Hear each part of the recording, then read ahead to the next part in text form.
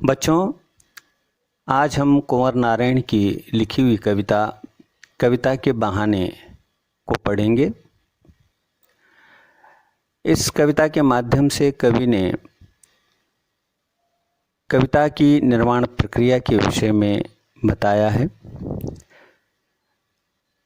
तो सबसे पहले हम कविता का वाचन करेंगे। आप ध्यान से इस कविता को सुनें और कविता क्या कहती है, कविता के माध्यम से कवि क्या कहना चाहता है, उसका क्या भाव है, उस भाव को आप ग्रहण करेंगे। तो लीजिए कविता पढ़ते हैं। पहले, कविता एक उड़ान है। कविता एक उड़ान है चिड़िया के बहाने। कविता की उड़ान भला चिड़िया क्या जाने।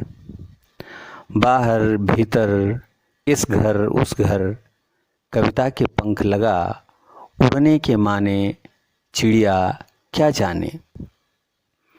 कविता एक खिलना है फूलों के बहाने। कविता का खिलना भला फूल क्या जाने। बाहर भीतर इस घर उस घर, बिना मुरझाए महकने के माने फूल क्या जाने। कविता एक खेल है बच्चों के बहाने। बाहर भीतर यह घर वह घर, सब घर एक कर देने के माने बच्चा ही जाने।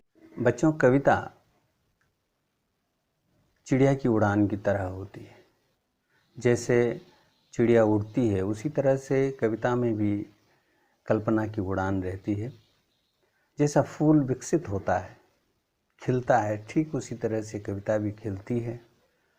लेकिन इसमें ध्यान देने की बात यह है कि चिड़िया की उड़ान की भी सीमा है, फूल के खिलने की भी सीमा है। वो खिलता है फिर मुरझा जाता है, किंतु कविता शाश्वत होती है, हमेशा रहती है।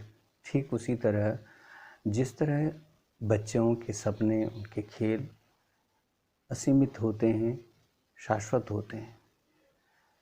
तो ये था इस कविता का भाव।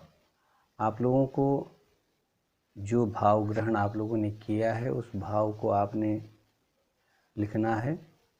और कविता के अंत में जो प्रश्नाभ्यास दिए गए हैं, उन प्रश्नाभ्यासों को भी आपको करना है। तो आप घर पे रहिए, सुरक्षित रहिए। आपके लिए बहुत बहुत शुभकामनाएं।